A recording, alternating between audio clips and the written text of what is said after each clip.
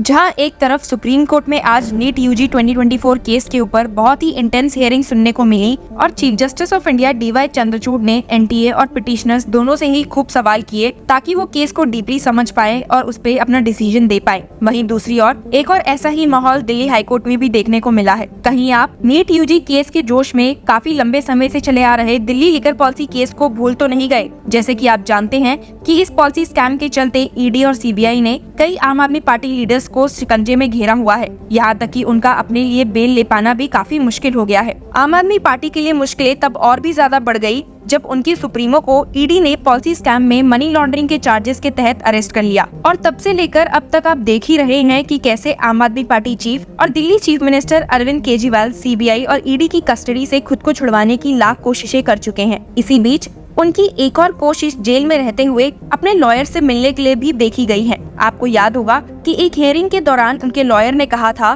क्योंकि केजरीवाल के कई केसेस कोर्ट में चल रहे हैं इसीलिए उन्हें उनके लॉयर्स के साथ जेल में मिलने की परमिशन दी जाए। हालांकि परमिशन देने के बाद वो फिर से कोर्ट गए थे अपनी मीटिंग टाइम को एक्सटेंड करवाने के लिए। दरअसल सीबीआई के करप्शन केस में जुडिशियल कस्टडी में बंद दिल्ली चीफ मिनिस्टर को अपने लॉयर्स के साथ अभी हफ्ते में 2 मीटिंग्स अलाउड है, जिसके बाद सीएम अरविंद केजरीवाल ने हाईकोर्ट में प्ली फाइल करते हुए अपने लॉयर्स के साथ 2 एडिशनल वर्चुअल मीटिंग्स की मांग रखी थी। इस केस में आपको बता दूं कि दिल्ली हाईकोर्ट ने एक अहम फैसला ले लिया है। हियरिंग के दौरान तिहाड़ जेल सुप्रिंटेंडेंट के काउंसिल ने कहा कि पिटिशनर ने पहले ट्रायल कोर्ट में हफ्ते में 5 बार फिजिकल लीगल इंटरव्यू का एप्लीकेशन दिया था। काउंसिल ने कहा फिर उन्होंने इसे वीडियो कॉन्फ्रेंसिंग में बदल दिया, लेकिन मोड चेंज करने से दिल्ली प्रिजन रूल्स नहीं बदलते। उन्होंने सबमिट किया कि rule 585 of the Delhi prison rules 2018 सिर्फ 2 लीगल मीटिंग्स अलाउ करता है और कोई इंडल्जेंस नहीं दिखाई जा सकती। प्रिजन अथॉरिटी की काउंसिल ने कहा कि पिटिशनर ने जो एडिशनल मीटिंग्स मांगने के रीजंस दिए हैं वो जस्टिफाइड नहीं है। The prisons authority council added the petitioner have said in the application that 30 to 35 cases are pending all over India. There are prisoners who have more than 100 cases and are languishing in custody. Even they are getting the facility of only 2 legal interviews in a week and they too are managing their cases. Meanwhile, senior advocate Ramesh Gupta जो CM के लिए appear हो रहे थे, उन्होंने submit किया कि वो रूल्स को चैलेंज नहीं कर रहे, लेकिन हाईकोर्ट के पास स्पेशल सर्कमस्टांसेस में रिक्वेस्ट ग्रांट करने की पावर है। आपको बता दूं कि इस केस की हियरिंग जस्टिस नीना बंसल कृष्णा ने की है और हियरिंग के बाद एक बहुत ही इम्पोर्टेंट फैसला लिया है जिसकी बात हम आगे जाकर करेंगे। लेकिन उससे पहले एक और इंटरेस्टिंग बात इस हियरिंग में देखने को मिली कि ईडी के एडवोकेट जोहेब हुसैन ने भी हाईकोर्ट में सीएम की एप्लीकेशन को अपोज करते हुए कहा कि पिटिशनर को सुप्रीम कोर्ट ने इंटरिम बेल ग्रांट किया ईडी के मनी लॉन्ड्रिंग केस में जो एक्साइज पॉलिसी से लिंक्ड है on July 12 subject to the outcome of the regular bail और इसीलिए प्रेजेंट एप्लीकेशन अब सर्वाइव नहीं करती। हुसैन ने कहा can any order be passed in this application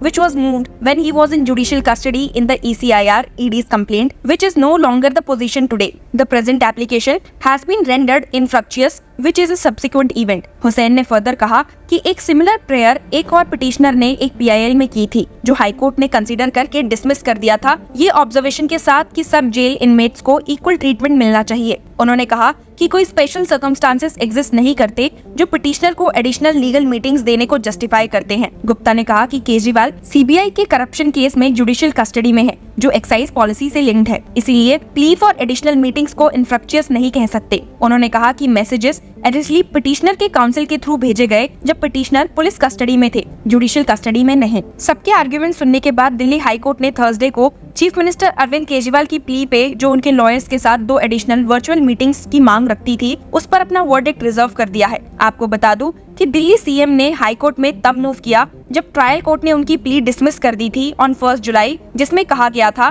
the application under consideration discloses no new fresh ground to take a view different from the earlier order dated 10th April 2024 when Kejriwal's similar application was dismissed। ये plea trial court जज कावेरी बवेजा के द्वारा dismiss की गई थी। जज बवेजा ने note किया कि Kejriwal had earlier also moved a similar plea which was rejected by the court। Delhi chief minister Kejriwal को 21 मार्च को इन्फोर्समेंट डायरेक्टरेट ने अरेस्ट किया था एक मनी लॉन्ड्रिंग केस में जो अब स्क्रैप दिल्ली एक्साइज पॉलिसी से लिंक्ड है। 25 जून को दिल्ली हाईकोर्ट ने ट्रायल कोर्ट के ऑर्डर को स्टे किया जो उन्हें ईडी केस में बेल ग्रांट कर रहा था। 26 जून को केजरीवाल ने अपनी प्ली सुप्रीम कोर्ट में विड्रॉ की जो हाई कोर्ट के डिसीजन को रिवर्स करने पर थी on the ED plea to stay the trial court bail order. June 25 को केजरीवाल से सीबीआई ने तिहाड़ जेल में क्वेश्चन किया जब वो ईडी के मनी लॉन्ड्रिंग केस में जुडिशियल कस्टडी में थे। अगले दिन यानी कि 26 जून को सीबीआई ने केजरीवाल को फॉर्मर अरेस्ट में लिया करप्शन केस में और उन्हें राउस एवेन्यू कोर्ट और स्पेशल जज अमिताभ रावत के सामने प्रेजेंट किया। एजेंसी ने उनकी 5 दिन की कस्टडी की मांग की ताकि उन्हें कॉन्स्पिरेसी केस से लिंक्ड एक्साइज पॉलिसी में एविडेंस के साथ कन्फ्रंट किया जा सके। जज रावत ने चीफ मिनिस्टर को 3 डेज सीबीआई कस्टडी में भेजा, कहा कि उनकी अरेस्ट इलीगल नहीं थी और एजेंसी को ओवर जेलस नहीं होना चाहिए। अब इतना सब होने के बाद दिल्ली चीफ मिनिस्टर बस इंतजार कर रहे थे तो कोर्ट्स की समर वेकेशंस ओवर होने का, क्योंकि सुप्रीम कोर्ट ईडी अरेस्ट को चैलेंज करने वाली उनकी पिटीशन पर अपना वर्डिक्ट सुनाने वाला था, जो उन्होंने वेकेशन से पहले ही रिजर्व कर लिया था। 12 जुलाई को सुप्रीम कोर्ट ने केजरीवाल को एक खुशी देते हुए इंटरिम बेल ग्रांट की। बेल ग्रांट करते वक्त जस्टिस संजीव खन्ना और दीपांकर दत्ता की बेंच ने कुछ क्वेश्चंस सुप्रीम कोर्ट की लार्जर बेंच के लिए रेफर किए रिगार्डिंग अरेस्ट की नीड और नेसेसिटी को लेकर। हालांकि ईडी अरेस्ट में इंटरिम बेल मिलने के बावजूद दिल्ली चीफ मिनिस्टर अब भी जेल में है, क्योंकि सीबीआई केस में उनकी प्ली पर अब तक कोई फैसला नहीं आया है। पर जैसा कि आपने देखा कि वेडनेसडे को दिल्ली हाई कोर्ट ने इस पर भी अपना वर्डिक्ट रिजर्व कर लिया है। दिल्ली हाई कोर्ट ने वेडनेसडे को अपना जजमेंट रिजर्व करते हुए in the plea filed by jailed Delhi chief minister Arvind Kejriwal challenging his arrest and remand by the central bureau of investigation in the excise policy case. High court ने कहा कि वो केजरीवाल की इंटरिम बेल की प्ली पर भी अपना ऑर्डर रिजर्व कर रहे हैं। सीबीआई लॉयर ने कहा कि प्रॉप एजेंसी के पास किसी इंडिविजुअल को मेयर सस्पिशन पे भी अरेस्ट करने का अधिकार होता है और सीबीआई के पास केजरीवाल को अरेस्ट करने के टाइम प्रोबेबल रीजंस थे। सिंह ने आर्ग्यू किया था that CrPC permits arrest for the purpose of investigation. Kejriwal's arrest was necessary cause his custodial interrogation had become necessary. Singh ने ये भी क्लेम किया था कि सीबीआई के पास सफिशिएंट मटेरियल है जो प्रूव करता है कि केजरीवाल के पास इन्वेस्टिगेशन को इन्फ्लुएंस और डिरेल करने की कैपेबिलिटी है। सिंह ने ऐड किया था कि सीबीआई अपनी प्रॉप के फाइनल स्टेज में है और सीएम को रिलीज करने पर रीजनेबल एप्रीहेंशंस हैं कि विटनेसेस को इन्फ्लुएंस कर सकते हैं। सीबीआई काउंसिल ने सबमिट करते हुए हाईकोर्ट को बताया था that Kejriwal should first approach the trial court seeking bail. The bench should have the advantage of the reasons by the trial court. That court is already on the arguments on the charge and the trial court should hear the bail first. I will not argue on the bail. पर ऐसा नहीं है कि सिर्फ CBI council ने ही high court को अपनी side लाने की कोशिश की थी। केजरीवाल के काउंसिल अभिषेक मनु सिंघवी ने भी सीबीआई के स्टैंड को